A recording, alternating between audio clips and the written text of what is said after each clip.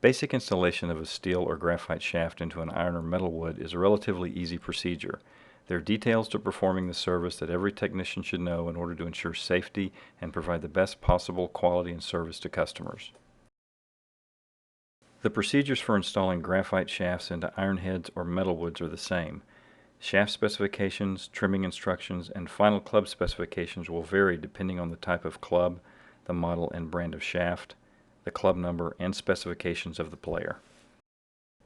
The hosel of the club head to be shafted must be cleaned. If the head was previously shafted, all the old residue of epoxy must be removed from the hosel. This can be done by using the proper size drill bit and a hosel brush. Once the old epoxy residue has been removed from the hosel, it is recommended the hosel be cleaned using cotton swabs and acetone. Simply dip 1 or 2 of the cotton swabs into acetone and swab out the inside of the club head hosel. Once completed, set the head aside a few minutes to dry. Acetone evaporates very quickly and the head should be ready for assembly within 5 minutes. Once the shaft is selected for assembly, the shaft must be trimmed according to the manufacturer's recommended trimming instructions. If the shaft requires tip trimming, mark the amount that should be trimmed from the tip of the shaft. When cutting graphite shafts, the area that will be cut should be wrapped in masking tape to prevent the graphite fibers from fraying when cut. Cut the tip end of the shaft using the cutoff wheel. This wheel is designed for cutting steel or graphite shafts quickly and efficiently. When using the cutoff wheel, be sure to wear eye protection and follow all appropriate safety procedures. Check the bore depth of the head. This can be done by inserting the shaft into the head and marking the shaft with a piece of 3/4 inch masking tape. If the shaft will not fit easily into the head, use a writing pen, pencil, or similar object to check the bore depth and transfer this dimension to the shaft tip. Once the bore depth is determined and the shaft tip has been marked, the shaft is ready to prep for installation.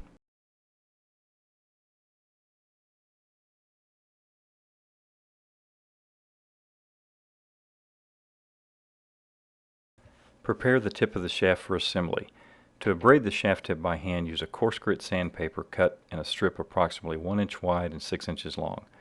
Place the shaft in a vise using the protective rubber shaft clamp. If the head is a style that requires a ferrule, you can abrade slightly above the hosel line. Place the strip of sandpaper over the shaft tip and work the sandpaper back and forth.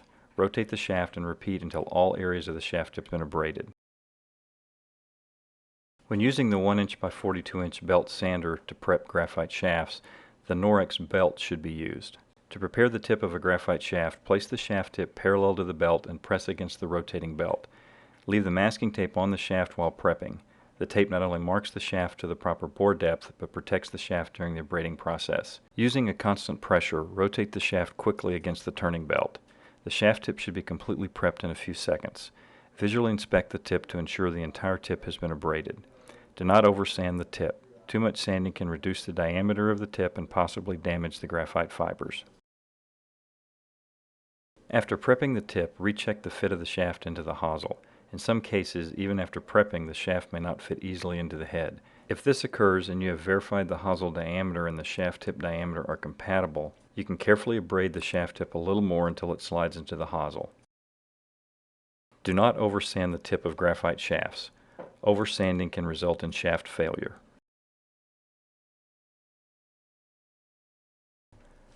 Place the club head on the shaft without epoxy.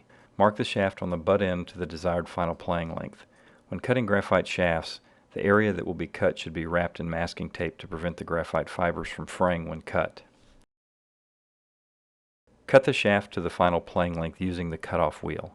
By cutting the shaft to final playing length before the head is epoxied on the shaft, it allows the option for swing weight adjustment. Refer to the swing weighting section of the step-by-step guide or the swing weighting video for details on swing weighting. Once the shaft has been cut to final length and any swing weight adjustment has been made, the club is ready for final assembly. Mix the epoxy. It is recommended that the Golfworks High Impact Epoxy, Tour Set Plus Epoxy, or Tour Set Epoxy be used. It is recommended that enough epoxy be used to adequately assemble 2 clubs. After dispensing the epoxy, mix well for 60 seconds. If the head style requires a ferrule, it is recommended the ferrule be installed at the time of final assembly with epoxy. To install the ferrule, dip the tip of the shaft into the epoxy mix. Place the ferrule over the tip of the shaft.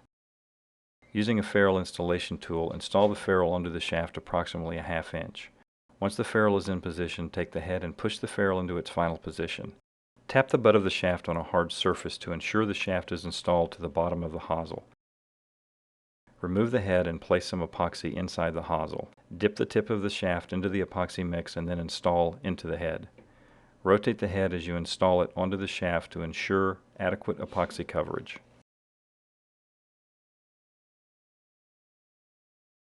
Use a paper towel dampened with grip solvent to clean the excess epoxy from the shaft, head, and ferrule.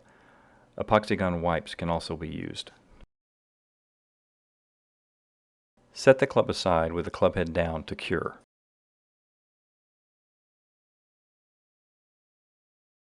Once the epoxy is cured, the ferrule may need finishing.